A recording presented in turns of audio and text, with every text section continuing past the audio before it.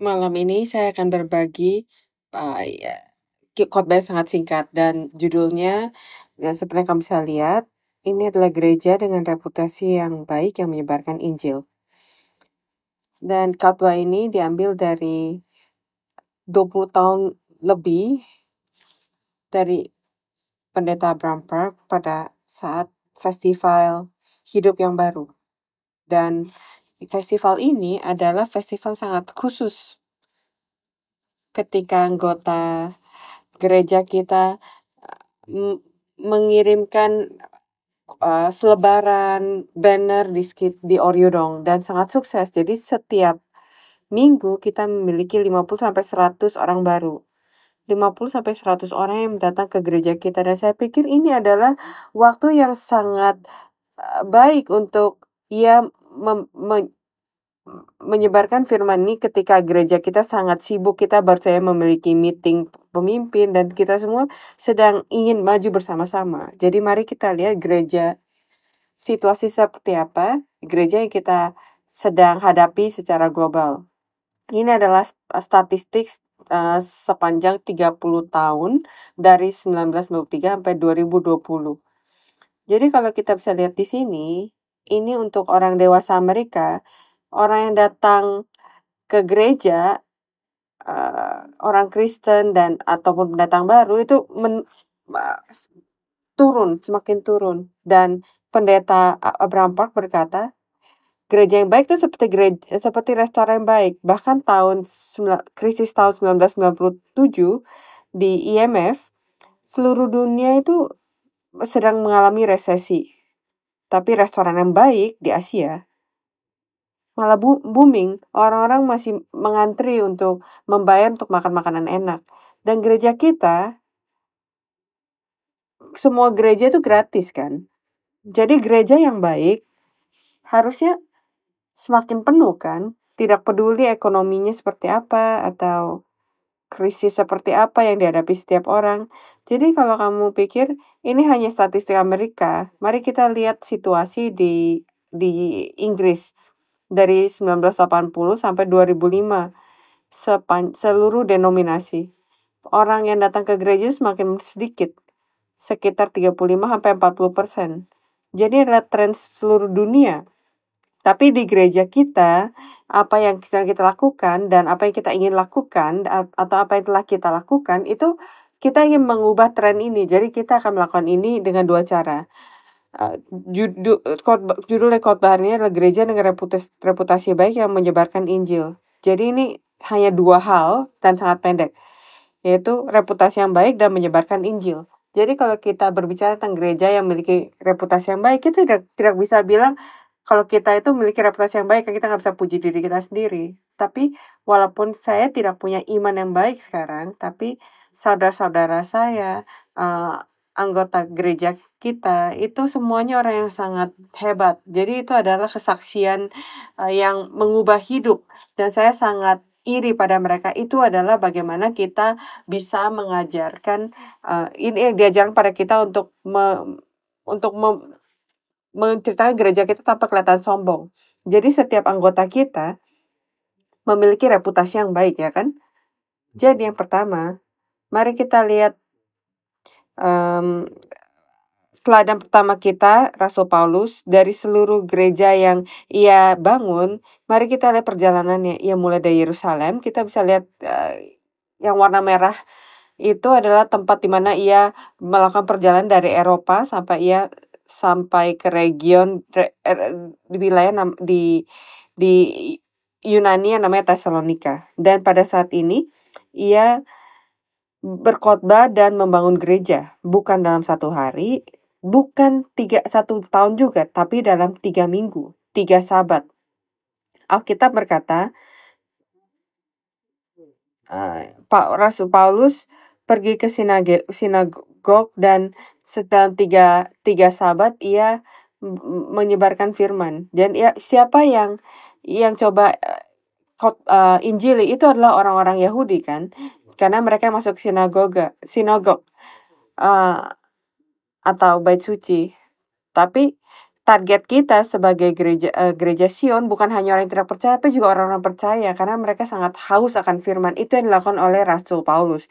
Dia adalah teladan pertama kita dengan reputasi yang baik. Dan pada saat kita bilang ia tinggal pada 3 sabat, itulah 21 hari, ya kan? Ia secara terus-menerus berkhotbah, debat, argue, negosiasi. Yesus adalah anak Allah yang mati di kayu salib, bangkit, dikuburkan, dia bangkit. Dan kalau kita pikir dia juga manusia kan, apakah kita pernah menginjil sepanjang 21 hari penuh? Jangan bilang 8 jam sehari, tapi 30 menit aja, tapi sepanjang 21 hari. Kita belum pernah kan. Jadi persistensi dia itu sesuatu yang bisa kita pelajari. Jangan menyerah. Jangan menyerah sampai gereja itu bisa tumbuh. Jangan menyerah sampai manusia bisa datang ke gereja Sion, ya kan? Jadi contoh kedua itu adalah gereja Tesalonika. Tentu saya di buku pertama dan kedua Tesalonika kamu bisa baca, itu bukunya sangat-sangat pendek, tapi kita akan lihat gereja Tesalonika. Karena pada saat membaca ini saya menyadari kalau ia sangat mirip dengan gereja Sion kita. Tapi ada area yang bisa kita pelajari juga kan. Kita bilang Singapura itu seperti Antioch di timur, karena ada tempat perdagangan, penjualan. Kita adalah pusatnya, tapi kita juga seperti gereja Tesalonika. Jadi mari kita lihat bagaimana Rasul Paulus memuji gereja ini. Ia berkata di 1 Tesalonika pasal 1 sampai pasal 2 sampai 8. Dia bilang, kami selalu mengucap syukur kepada Allah karena semua dan menyebut kamu dalam doa kami. Sebab kami selalu mengingat pekerjaan imanmu, usaha kasihmu, dan ketekunan pengharapanmu kepada Tuhan kita Yesus Kristus di hadapan Allah dan Bapa kita. Dan kami tahu, hai saudara-saudara yang kita kasih, bahwa ia telah memilih kamu. Sebab Injil yang kami beritakan bukan disampaikan kepada kamu dengan kata-kata saja, tapi juga dengan kekuatan oleh Roh Kudus dan dengan suatu kepastian yang kokoh. Memang kamu tahu bagaimana kami bekerja antara kamu oleh karena kamu, dan kamu telah menjadi penurut kami dan penurut Tuhan. Dalam penindasan yang berat kamu telah menerima firman itu dengan sukacita yang dikerjakan oleh Roh Kudus, sehingga kamu telah menjadi teladan untuk semua orang yang percaya di wilayah Makedonia dan Akhaya. Karena dari antara kamu firman Tuhan bergema bukan hanya di Makedonia dan Akhaya saja, tapi di semua tempat. Telah tersiar kabar tentang imanmu kepada Allah, sehingga kami tidak usah mengatakan apa-apa tentang hal itu. Jadi Rasul Paulus tidak pernah berkata gereja lain, baik gereja Korintus atau Roma atau Filipi atau Efesus, saya tidak perlu bicara tentang kamu karena gereja kamu sangat bagus. Tapi gereja Tesalonika itu dipuji seperti ini. Kenapa? Mari kita lihat lebih dalam lagi. Tidak perlu mengatakan apa-apa karena beberapa hal. Kamu telah menjadi penurut kami, yaitu Paulus, Silas, dan Timotius. Jadi bukan hanya kata-kata, tapi ada pekerjaan. Jadi ada yang masuk, tapi ada juga keluar. Firman masuk dan mereka keluar.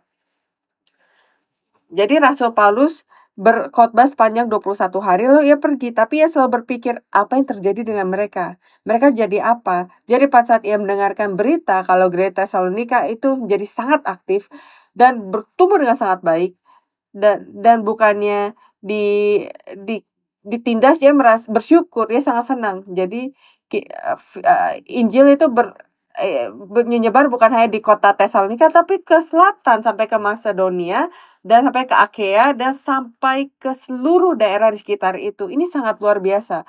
Jadi kalau kita terus membaca ayat di 1 Tesalonika pasal 1 ayat 8 dikatakan,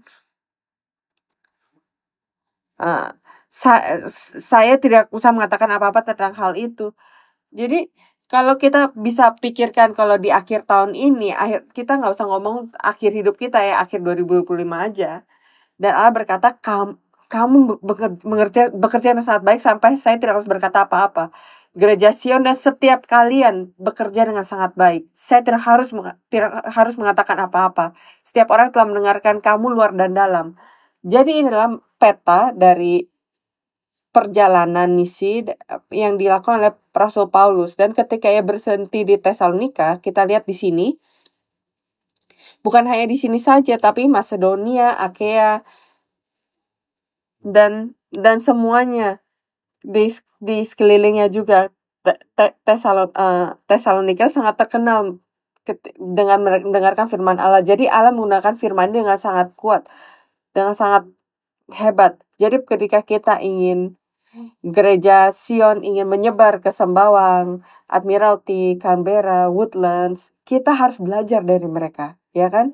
Kalau peta ini menunjukkan Sembawang, ini mungkin bukannya Sembawang, tapi ini mungkin Singapura, Thailand, Malaysia, Indonesia, ya kan? Tapi kalau kita lihat setiap anggota gerejanya, kamu pernah dengar Yason nggak? Nggak pernah kan? Kita dengar orang-orang yang terkenal, tapi belum pernah dengar tentang Yason. Tapi kita lihat bagaimana dengan orang Tesalonika ini yang bernama Yason. Karena mereka berkumpul untuk menyembah dan menerima firman Allah, mereka menginjil, ya kan?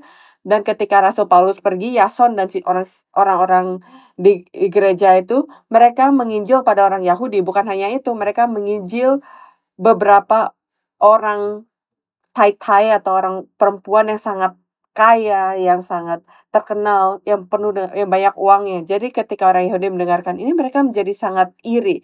Mari kita lihat di Kisah Para Rasul pasal 17 ayat 5-9. Dikatakan, tetapi orang Yahudi menjadi iri hati.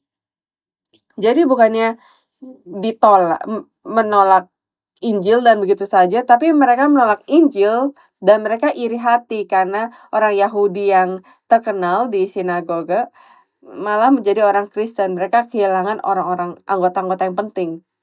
Jadi apa yang mereka lakukan? Mereka mengambil beberapa penjahat dari pasar dan mengadakan keributan dan mengacau kota itu dan menyerang rumah Yason.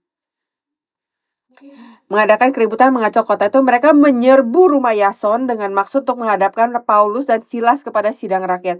Tapi ketika mereka tidak menemukan keduanya, mereka menyeret Yason dan beberapa saudara ke hadapan besar-besar kota sambil berteriak pada orang-orang yang mengacaukan seluruh dunia telah datang juga kemari. Dan Yason menerima mereka, menumpang rumahnya. Mereka semua bertindak menolak ketetapan Kaisar dengan mengatakan bahwa mereka ada seorang raja lain, yaitu Yesus. Dan dikatakan kalau ada orang yang mencoba menginjil, mereka ditarik keluar dari rumahnya. Akhirnya mereka kehilangan uangnya. Bagaimana selesainya? Mereka nggak mati. Dikatakan tetapi setelah mereka mendapatkan jaminan dari Yason, ini seperti uang deposit, seperti jaminan, ya, uang jaminan. Jadi ya kehilangan uang, sakit, ditarik seperti anjing. Tapi jadi ia malah menginjil orang-orang Yahudi, bahkan orang-orang Yunani yang terkenal. Apa yang dikatakan oleh Rasul Paulus di sini? Sebab kami selalu mengingat pekerjaan imanmu, usaha kasihmu, dan ketekunan pengharapanmu. Mereka memiliki iman yang sangat besar, tapi bagaimana mereka bisa memiliki iman seperti ini? Ada 21 tahun dari Bible Study. Jadi Bible study, ketika kamu memiliki firman Allah masuk dalam diri kita akan menjadi berani dan kamu akan menjadi yakin dan kamu memiliki ambisi. Jadi ada pekerjaan iman mereka dan pengorbanan mereka.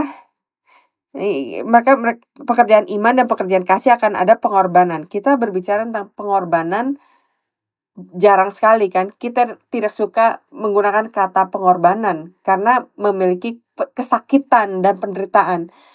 Dan kita bilang kita berkorban sampai poin kita mati untuk pekerjaan ini kan. Tapi untuk bisa berkorban, kamu harus memiliki ketekunan. Bukan hal 5 menit.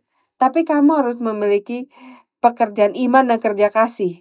Jadi mari kita lihat apa yang membuat gereja Tesalonika menjadi sangat beriman. Ibaratnya pasal 4 ayat 12 berkata, Allah hidup, sebab firman Allah hidup dan kuat dan lebih tajam daripada pedang bermata dua manapun. Jadi contoh yang dipakai oleh pendeta Abraham Park adalah, kamu tahu bayi kan, bagaimana mereka bergerak, memukul diri mereka, dan setelah makan mereka tidak berhenti seperti boneka, mereka bergerak. Itu adalah cara mereka tumbuh. Bagaimana mereka mendigest makanan mereka. Saya nggak pernah mengerti analogi ini. Kita tahu kalau bayi itu bergerak untuk tumbuh kan, tapi di sini dikatakan kalau kita secara rohania ingin tumbuh, maka kita juga harus bergerak.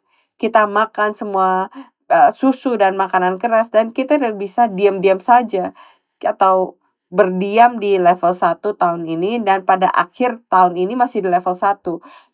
Tapi kalau kita telah menginjili 2 orang di awal tahun ini, di akhir tahun masih 2, itu hampir bayi yang baru lahir kan, nggak bergerak, nggak bangkit, dan bahkan tidak hidup dan aktif. Jadi setelah memiliki firman yang sangat fantastik ini, kita harus bergerak dan bekerja. Jadi bagaimana mereka memiliki firman yang memotivasi mereka begitu besar sampai mereka tidak menyerah.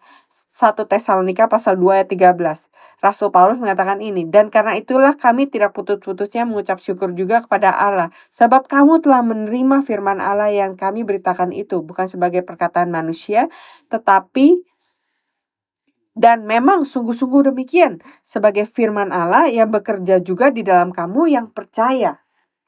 Jadi, apa artinya adalah, kalau kamu mendengarkan firman Allah, tidak peduli apakah itu dikhotbahkan oleh pemimpin sel group, evangelis, pendeta, atau recording dari pendeta pendiri, atau pendeta yang datang berkunjung, itu nggak peduli. Kalau kamu menerima apa yang Allah berikan kepada kamu, maka ada pesan rahasia yang tersembunyi di sana, dan pesan yang sangat kuat ini akan diterima oleh kamu. Jadi bukan orang yang di samping kamu akan menerima. Jadi itu tergantung sebesar apapun kamu percaya, maka itu akan terjadi. Kita harus ngulang-ulang ya, itu akan terjadi seperti yang kita percayai.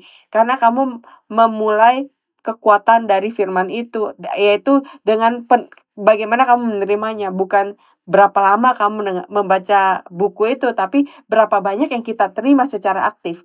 Jadi bagaimana gereja Tesalonika itu bisa tumbuh adalah pekerjaan firman. Jadi bukan pekerjaan evangelis atau orang-orang yang berbicara. Itu selalu kredit itu harus balik kepada Allah yang menggunakan Roh Kudus di dalam diri kamu untuk membuat kamu terbakar karena firman yang Allah taruh di dalam diri kita.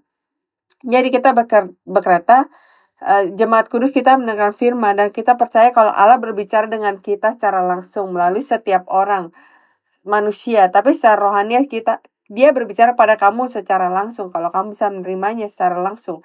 Jadi hidup dan aktif. Jadi bukan kita yang bekerja setelah itu, tapi firman Allah yang ada dalam diri kamu yang akan melakukan pekerjaan itu.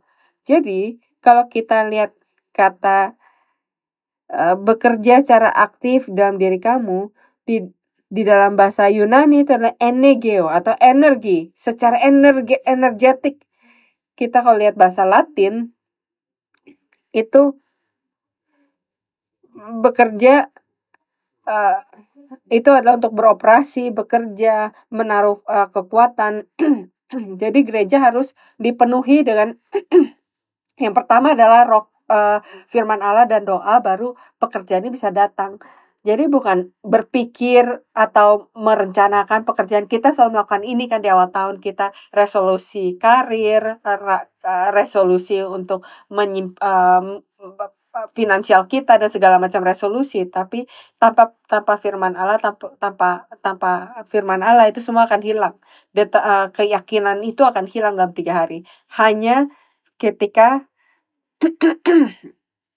bekerja dalam kamu yang percaya.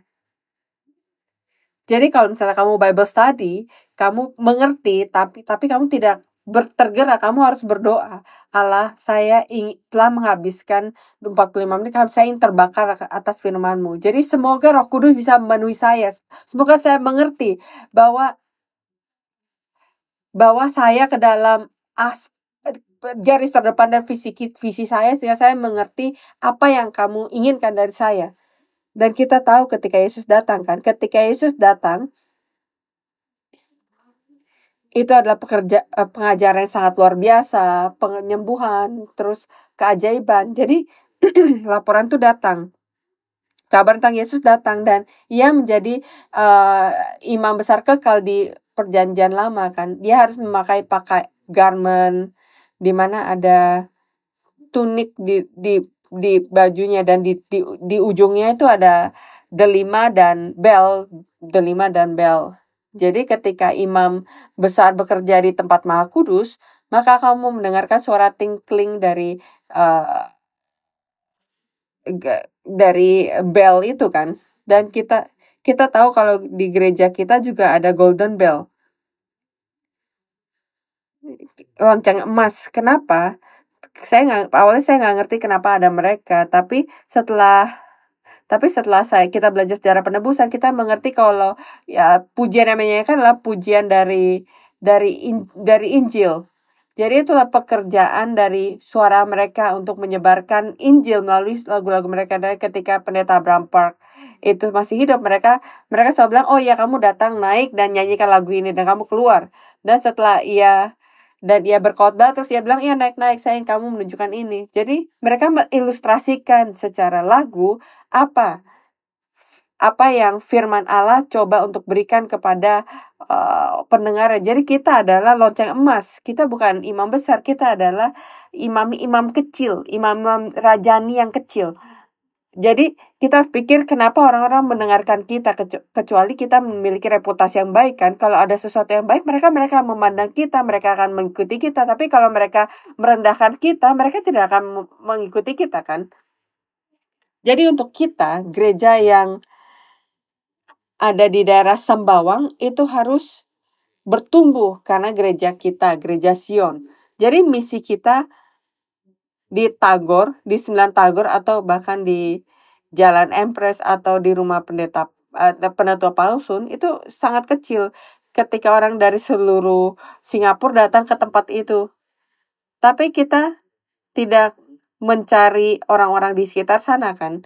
Saya nggak ingat, tapi gereja ini di Northcom 2 tuh berbeda.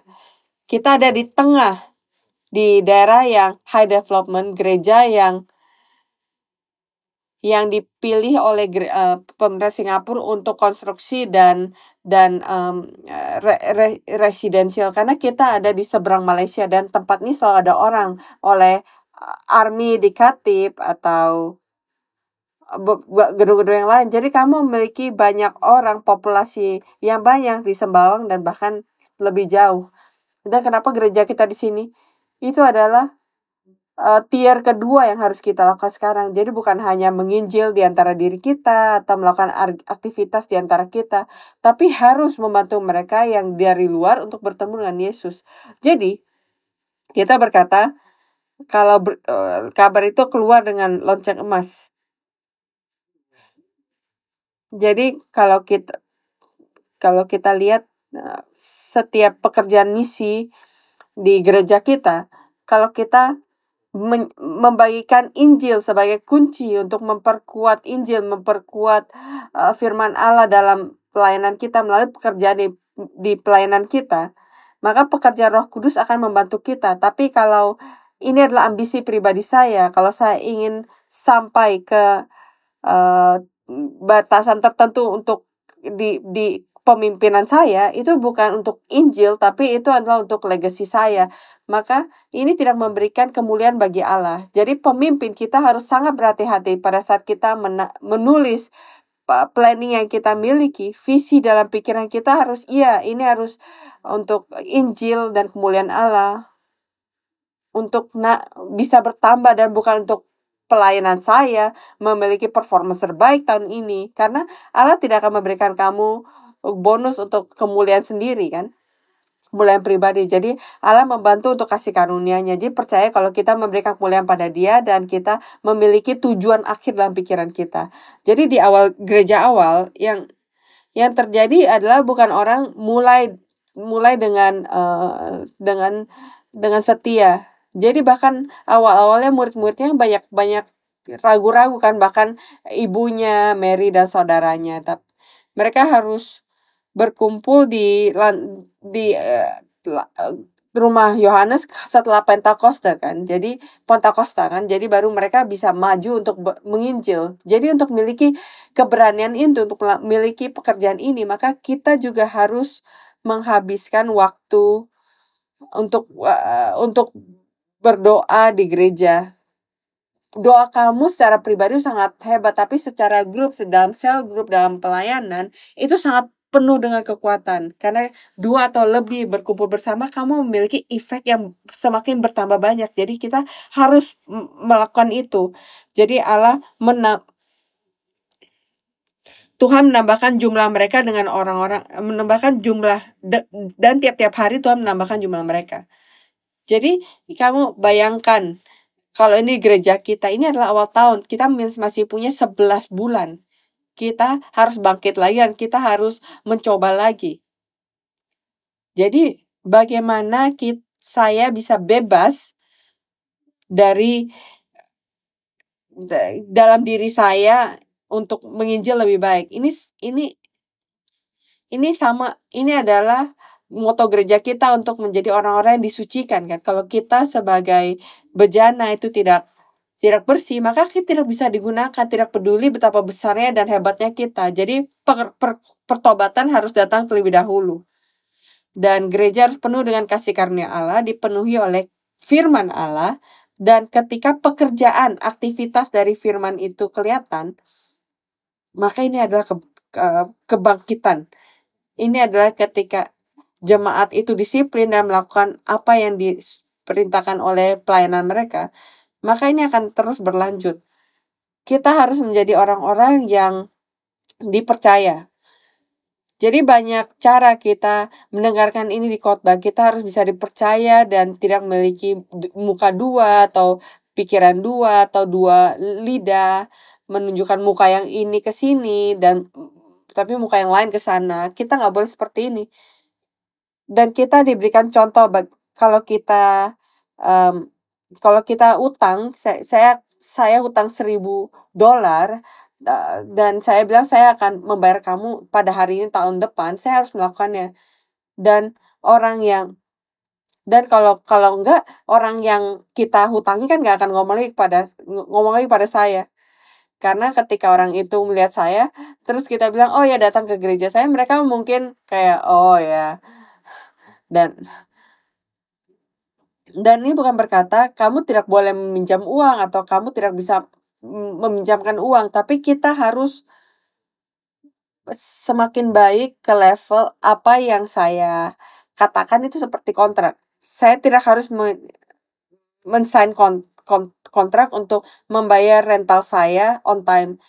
Saya tidak harus sign hipotek untuk membayar hipotek saya tepat waktu. Tapi apa yang saya lakukan itu seperti kontrak. Dan kalau kamu melakukannya, setiap orang akan melihat kamu sebagai seorang yang memiliki reputasi yang sangat baik.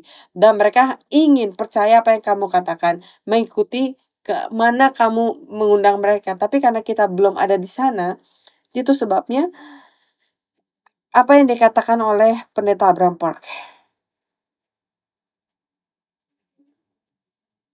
Lebih baik dari orang yang berkata, oh ya sampai jumpa lagi, saya akan datang ke gereja kamu kapan. Tapi orang yang tidak berbicara sama sekali malah datang ke gereja dengan diam-diam dan ikuti ibadah secara konsisten setiap minggunya. Bukan yang saya akan melakukan itu kamu. Tapi setelah saya membaca ini, saya sangat kaget. Karena saya selalu dengar orang berkata, saya doakan untuk kamu. Jadi saya berjanji kalau pada saat katakan ini, saya akan doakan untuk kamu. Saya akan berdoa untuk saat itu. Jadi saya tidak hanya orang yang bercuap-cuap saja. Kalau saya tidak bisa digunakan, kalau saya tidak menginjil dengan baik, karena ada dosa dalam diri saya, ada perbuatan buruk dalam diri saya yang belum saya hilangkan, dan Allah belum menggunakan saya sepenuhnya. Jadi apa tanda dari seseorang yang memiliki firman Allah yang berakar dan mengubah? Kuncinya dari Filipi pasal 4 ayat 6-7. Dan kunci adalah damai. Kan kamu bisa lihat ini di ayat 7. Dan kalau kamu damai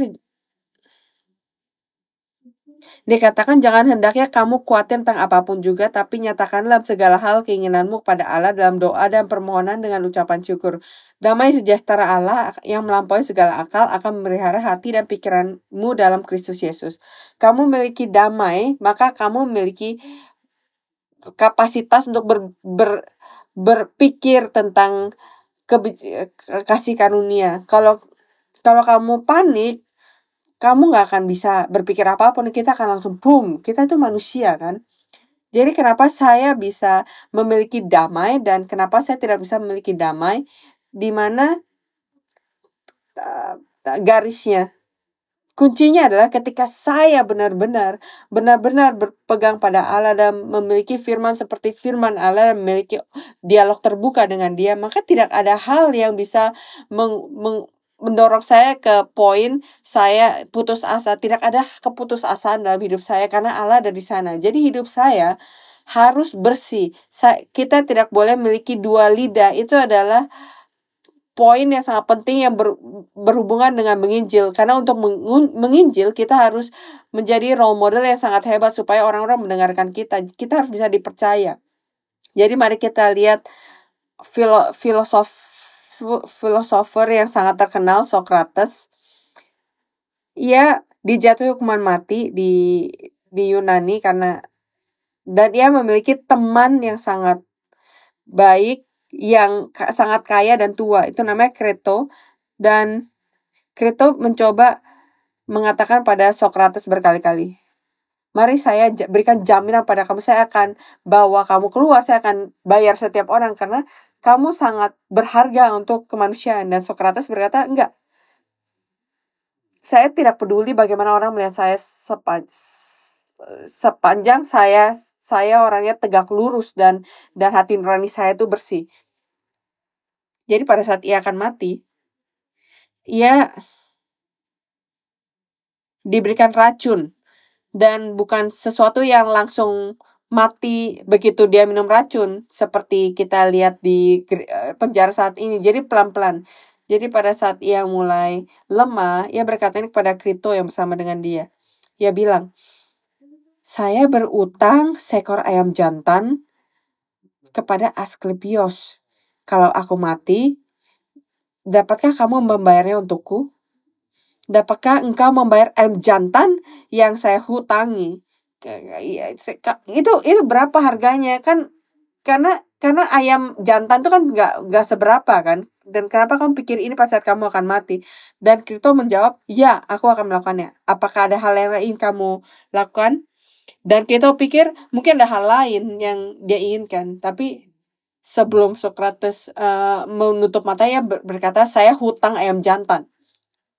Ini adalah postur. Saya bukan berbicara tentang ayam jantan, tapi saya berbicara tentang postur orang yang melihat akhir hidup kamu. Jika ada orang yang saya tipu atau saya bayar atau saya belum lakukan ketika saya bilang saya akan lakukan, Socrates memiliki personalitas yang sangat tegak lurus karena ia ingin membersihkannya, mengakhiri hidupnya dengan bersih dan melakukan apa yang harus lakukan, dan ia memiliki damai. Jadi ia orang sangat hebat kan. Jadi dalam satu kata ia melihat hati nuraninya itu bersih dan jelas. Kita memiliki banyak ayam jantan yang kita hutangi kan. Bukan kepada Asklepios, tapi pada orang-orang lain atau kepada Allah. Dan kita memiliki hidup depan kita yang bisa kita bayar. Jadi pelajaran untuk kita adalah sebelum kita berjanji apapun, pikirkan, apakah saya bisa melakukan ini? Kalau tidak, mungkin saya tidak harus mengatakannya. Bagaimana dengan gereja Sion dan misi kita? Kita di Sembawang, ini adalah peta Sembawang. Kita punya Sembawang Sentral, Sembawang Barat, kita punya Woodlands, kita punya Admiralty. Kamu tidak bisa lihat yang lain, tapi itu di sini. Ini adalah contoh yang diberikan Pendeta Abraham Park berikan. Ia bilang ini tahun 2003 pada saat Festival Hidup Baru. Seseorang pindah ke Oryudong, tempat di mana gereja pusat kita. Dan orang ini tahu tentang gereja Pyeongkang Chail. Tapi tidak ada orang yang datang dan berbicara tentang Yesus Kristus atau mengajak dia datang ke gereja, dia tidak ada seseorang pun.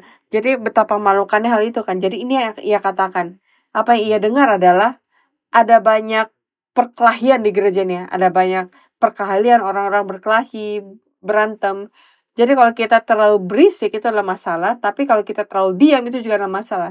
Kita harus membunyikan lonceng emas tapi bukan bunyi-bunyi yang lain. Seperti gereja Salomo yang sangat diam kan pada saat ia menaruh batu-batu di dalam tempat kudusnya. Jadi kita harus memberikan hal-hal positif, dan kita juga sudah melakukannya kan. Grup newcomer sudah memberikan tas-tas itu, dan kita memberikan banner-banner Sunday school, banner-banner gereja kita beri flyer, banner di kotak pos, dan kita telah melakukannya dan kita akan melakukannya. Jadi, apa efek dari semua pekerjaan ini? Allah mengasihi wangi-wangian yang baik kan? Ia memiliki sense of humor yang seperti penciuman dia. Jadi gereja Sion tuh harus memiliki bau aroma seperti Yesus Kristus. Apa yang dikatakan tentang Yesus Kristus? Kamu memiliki diffuser kan yang kamu berikan pada saat Christmas kan. Kamu taruh itu dalam minyak dan itu akan memberikan aroma yang baik selama 6 bulan. Jadi kamu harus memberikan bau harum dari Alkitab, tapi bukan hanya salib, tapi firman yang kita miliki di dalam gereja Sion. Ini yang kita yang tahu, dan itu yang orang-orang harus tahu. Kita ini ahlinya dan orang-orang harus tahu itu. Jadi kalau kita lihat pada zaman Nuh, Tuhan mencium persembahan harum itu ketika Nuh keluar dari bahtera dan membangun mesbah untuk persembahan. Jadi kalau kita harus memiliki parfumnya, menyebarkannya. Kalau kita memiliki firman, maka ini harus disebarkan. Jadi siapapun yang kamu temui dalam kehidupan kamu harus berikan ini. Iman saya telah membantu saya dalam waktu yang sulit, terutama gereja saya. Itu benar-benar sangat baik. Orang-orang sini sangat baik. Pengetahuannya itu di luar nalar kita. Dan kalau kamu terbuka, saya ingin mengundang kamu ke gereja. Itu harus kita katakan setiap hari. Kamu bertemu dengan orang baru, kamu bisa katakan hal itu. Dan kadang-kadang kamu kehabisan orang yang ingin kamu evangelize kan. Ada orang anggota keluarga kamu yang telah kamu evangelize, dan kamu harus mencari orang-orang lain. Tapi di luar keluarga kita perlu mencari orang di tempat kerja, di komunitas. Kita bisa mengundang mereka datang. Jadi kita harus memiliki aroma firman yang keluar. Siapa tahu ada orang yang telah Allah taruh untuk mengikuti kamu. Dan kita akan berbicara tentang ini.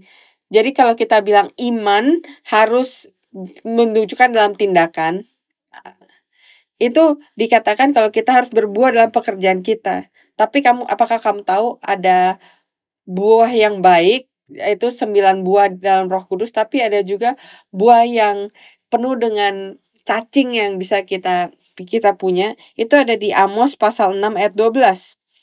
Berlarikah kuda-kuda di atas bukit batu, atau dibajak orangkah laut dengan lembu? Sungguh kamu telah mengubah keadilan menjadi racun dan hasil kebenaran menjadi ipuh. Ini berbicara tentang orang-orang yang memiliki iman tapi tidak melakukannya. Iman mereka itu diajarkan tapi tidak dijalani. Jadi apa yang terjadi? Ipuh itu pahit. Jadi apa yang keluar dari orang ini, dari mulutnya, itu adalah komplain.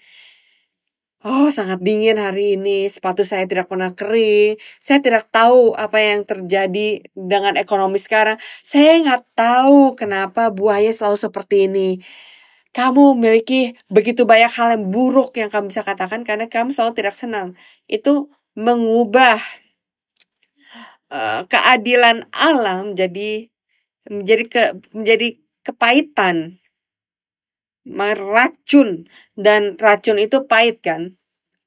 Kalau kamu pernah muntah dari dalam mulut kamu, itu sangat pahit kan. Jadi kebenaran menjadi ipuh. Itu karena firman Allah tidak berakar.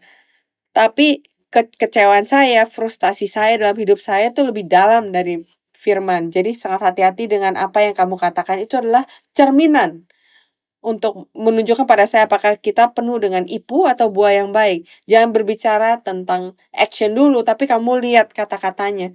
Jadi kalau lihat gambar ini,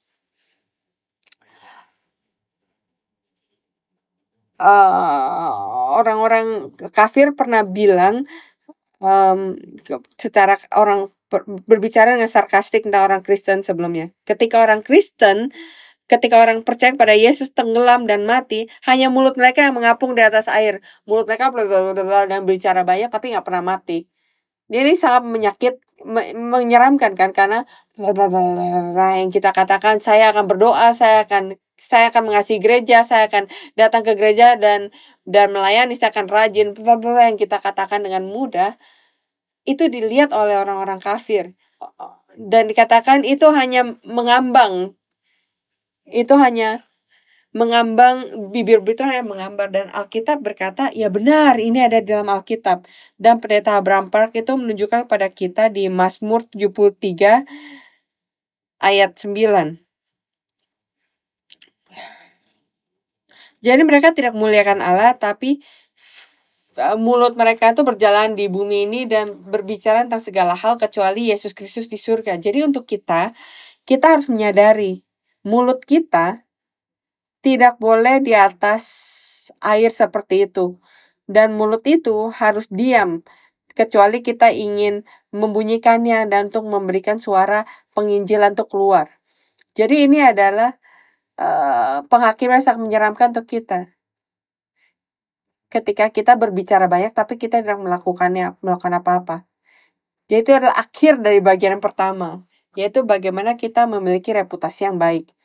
Jadi untuk recap, kita harus perlu firman, dan kita harus melakukannya. Untuk melakukannya, saya harus mengubah yang dinyanyikan oleh Praise pada hari ini. Dari dalam keluar, jiwa saya berteriak. Ketika bibir saya tuh berteriak, itu tidak ada gunanya, tapi harus dari dalam. Jadi dari dalam ini, yang dari dalam ini berubah, maka reputasi kita akan berubah. Dan kalau kamu memiliki reputasi yang baik tahun ini atau lebih baik dari tahun lalu, saya yakin setiap kalian memiliki reputasi yang berbeda kan, bahkan lebih baik tahun ini. Dan berikutnya kita bisa menyebarkan Injil. Jadi bagaimana? Yang pertama, misi menyebarkan Injil itu bukan hal yang terjadi satu kali, tapi diulang. Kejadian pasal 1 ayat 28 berkata, Allah berkati mereka, lalu Allah berfirman kepada mereka, beranak cuculah bertambah banyaklah. Dan di Kisah Para Rasul pasal 1 ayat 8, ini dikatakan oleh Yesus, tapi kamu akan menerima kuasa kalau Roh Kudus turun di atas kamu, dan kamu akan menjadi saksiku di Yerusalem dan di seluruh Yudea dan Samaria sampai ke ujung bumi. Jadi kamu bilang, oh iya, Singapura udah di ujung dunia, kita ada di satu pulau di sini di ujung laut. Tapi saya percaya di ujung dunia ini Allah bisa menggunakan kita seperti gereja di Tesalonika untuk membawanya ke area ini di Asia, di seluruh Asia, sampai ke Timur Tengah, sampai ke ujung dunia. Itu mungkin. Jadi bagaimana? Cara pikir tuh berubah. Ini adalah konsep pertama yang harus kita miliki. Sering sekali kita menginjil atau melakukan pekerjaan misi, orang yang kita injili mungkin bukan teman baik yang selalu kamu miliki. Mereka adalah orang-orang buangan. Tidak selalu menyenangkan, ya kan? Mungkin memiliki karakter yang aneh. Ini yang dikatakan oleh Yesus. Bahkan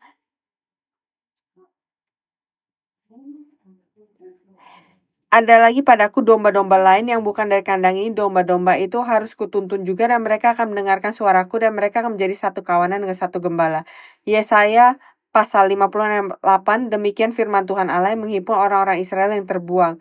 Jadi ini mungkin orang yang miskin atau mantan pidana atau bau atau aneh. Mereka ngomong pada diri dia sendiri, atau orang-orang yang berbeda yang mungkin kamu tidak jamahi. Siapa tahu orang-orang ini adalah orang yang telah panggil di Sembawang untuk datang ke gereja Sion kan.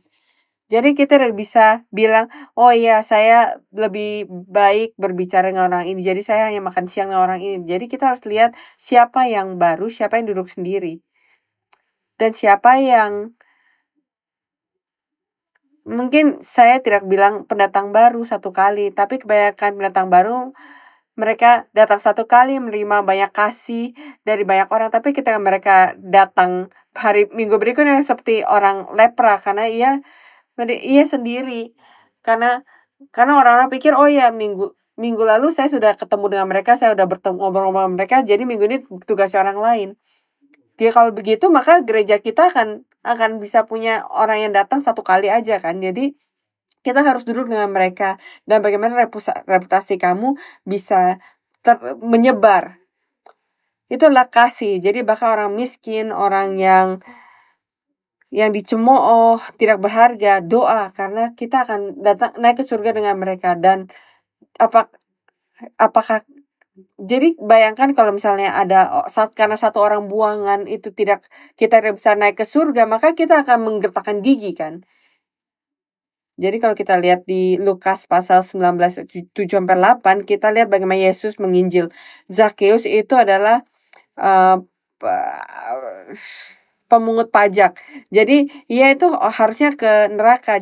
Bahkan kepada dia, Yesus datang menunjukkan kasih dan tinggal di rumahnya, dan pada akhirnya dia tersentuh oleh firman, dan dia bilang, saya akan membayar 4 kali orang yang saya tipu. Dan Yesus berkata, kamu juga adalah anak manusia, kamu juga adalah anak Abraham. Jadi orang seperti ini mungkin ada di sekeliling kita.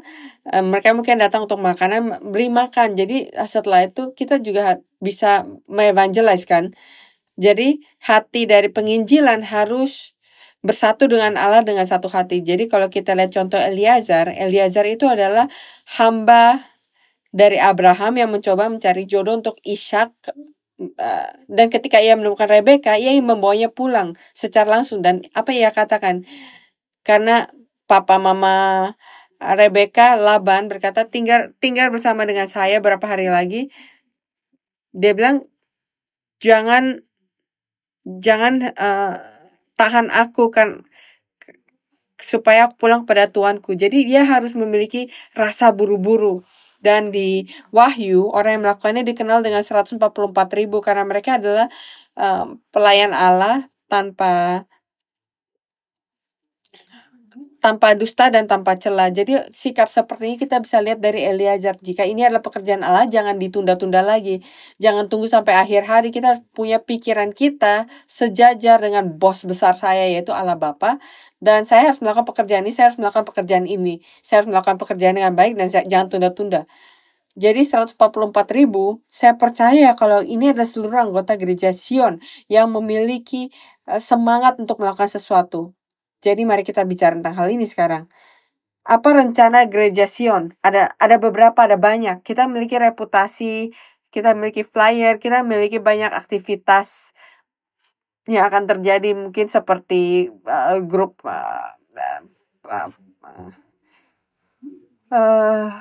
komisi pria, komisi wanita. Mereka memiliki banyak rencana. Dan akan ada orang-orang baru ya. Jika ada orang baru, maka kamu harus jadi aroma itu, jadi Eliezer itu, kamu harus jadi Yason itu, jadi Paulus itu. Jadi orang-orang itu adalah contoh teladan untuk kita. Dan kalau kita ada di sini dengan 200 kursi kosong, betapa berharganya jika ada 200 orang terbuang itu akan datang ke rumah ini, dan nama kamu akan ditulis dalam buku kehidupan untuk setiap hal yang kamu lakukan. Untuk bawa orang-orang ini ke sini. Betapa berharga ini. Apa yang kita lakukan di dunia ini untuk diri saya tidak akan ditulis. Tapi apa kamu lakukan untuk Allah? Setiap hal, setiap pekerjaan akan ditulis. Setiap pikiran baik, setiap kali kamu mengorban, itu adalah pekerjaan kamu. Dan kamu telah mendengar apa yang dikatakan pendeta tentang Hora Academy. Ini adalah pekerjaan yang akan kita lakukan di akhir dunia. Dan saya pikir setiap orang telah mendonasikan satu kali atau berkali-kali untuk pekerjaan misi, atau membeli buku, atau mendonasikan buku. Dan saya pikir kamu harus tahu apa yang ia katakan. Akademi Hora itu adalah inisiatif di Gereja Sion untuk mengupgrade program Hora 120 yang kita lakukan selama 3-4 tahun, yaitu membroadcast sermon Bible study di setiap desa, lembah, gunung, dan pada saat ini kita akan memulai membawa pendeta-pendeta ini, koordinator dari negara, distrik, pendeta station pastor untuk mengikuti Hora Academy untuk program 7 bulan. Kenapa kita melakukan ini? Bukannya mereka sudah mendengarkan 120 episode. Iya, karena kita akan mengenal mereka dan end game-nya, karena end game-nya. Jadi tidak ada akhir dari evangelis, dari penginjilan, tapi jika ada akhir adalah setiap orang dari pendeta ini akan menjadi gereja cabang. Maka kita akan memiliki gereja cabang di seluruh dunia dan bukannya part-time tamu Hora. Kita ingin mereka mengajarkan firman Allah, menjadi berkomitmen pada pengajaran sejarah penebisan dan menyebarkannya kepada anggota gereja mereka. Jadi kita ingin mereka menjadi anggota gereja kita. Tapi sebelum ini kita harus mengetes apakah mereka datang, apakah mereka belajar. Jadi akhirnya dari Hora 120 sekarang kita masuk ke Hora Academy. Pada akhirnya, ya apa yang kita harapkan mereka datang dan lulus adalah menjadi gereja afiliasi kita. Dan pada saat kita pergi ke Yeoju dan kamu duduk di gereja Moria dan kamu melihat 90 bendera yang digantung di sana, semoga kamu jadi salah satu yang memenuhi, yang membawa orang-orang ini menjadi anggota gereja cabang ke Allah Bapa di Yeoju. Ketika setiap bendera ini berkibar. Kita sudah pergi ke Yeoju kan 10-20 tahun dan saya hanya melihat gereja Singapura. Saya bahkan nggak tahu apakah ada gereja Singapura di sana. Jadi saya melihat bendera-bendera lain. Saya pikir itu adalah dekorasi, ya kan? Tapi apakah ini benar-benar dekorasi? Pendeta Abraham Park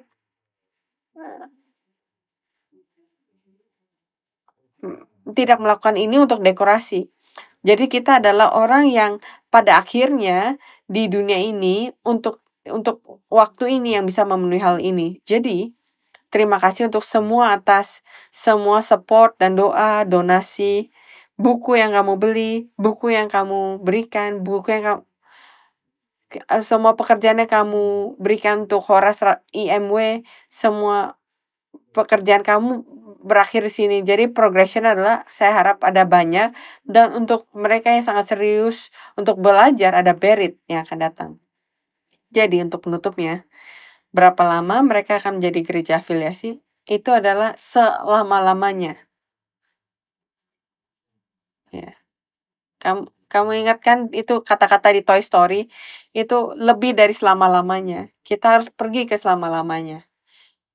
Gereja afiliasi harus datang ke sana. Jadi bermimpilah besar. Kita mulai dari Sembawang dan kita akan sampai ke ujung dunia ini. Jadi mari kita melihat hal terakhir di sini. Pendeta bilang ada 200 lebih dan akhirnya dia bilang 400. Karena kita hanya lihat Zoom. Kita lupa jumlah attendance-nya. Ketika attendance-nya dilihat oleh penetua, auditor, ada 400 login yang unik. Tapi ketika kita screenshot tuh hanya 200 lebih. Dan ini hanya pelajaran pertama. Itu akan bertumbuh. Dan ini hanya pelajaran pertama. 3 tahun yang lalu pada saat kita melakukan Hora 120 dan mereka harus mengambil video kan untuk pendeta mereka. Beberapa dari mereka melakukan ini. Mereka ketiduran seperti yang kita lakukan ketika kita mendengarkan Metusela dan nama-nama itu.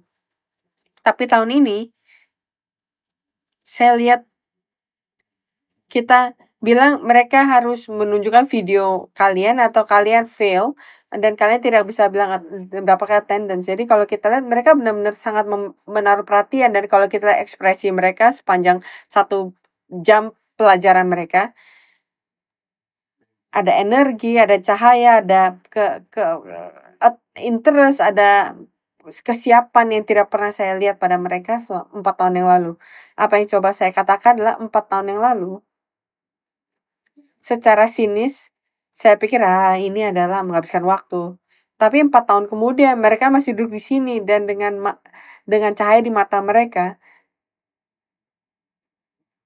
firman itu menyentuh hati yang paling dalam, yang bahkan yang paling keras. Jadi jangan menyerah.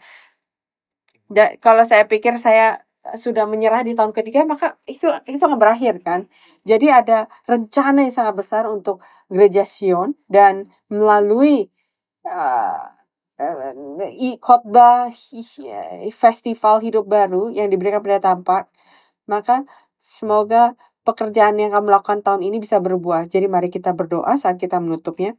Allah Bapa di surga, kami bersyukur atas kasih karunia yang kamu berikan kepada kami untuk tahun baru di hidup ini. Kamu menaruh kami di dunia ini, di negara ini, di gereja ini, di pelayanan kami untuk kemuliaan-Mu bisa ditunjukkan. Kami telah gagal berbagai cara sepanjang tahun-tahun sebelumnya, dan kami menyerah, dan kami telah menyerah. Tolong maafkan kami karena kami tidak melanjutkan saat kita melihat hasil. Dan tahun ini pada saat kami jatuh, tolong izinkan kami melalui firman-Mu supaya kita bisa diperbaharui seperti Yason, seperti Rasul Paulus, dan seperti Sokrates. Semoga kita bisa memiliki prioritas dalam hidup kami, dan kita bisa menaruh kamu sebagai yang prioritas kami. Dan semoga bibir kami masuk ke dalam lautan dan tidak kelihatan lagi, dan kami hanya berbicara tentang kebaikan kamu dan memiliki reputasi yang baik sebagai anak-anak Abraham. Dan kami bersyukur atas gereja yang luar biasa ini dan pekerjaan pelayanan yang direncanakan. Kami mengangkat ini ke dalam tangan-Mu, dan kami mohon kamu memberkati kami dengan firman kami dan melengkapi kami sebagai bejana-Mu. Dan kami mendoakan ini dalam nama Yesus Kristus dengan penuh rasa syukur. Amin.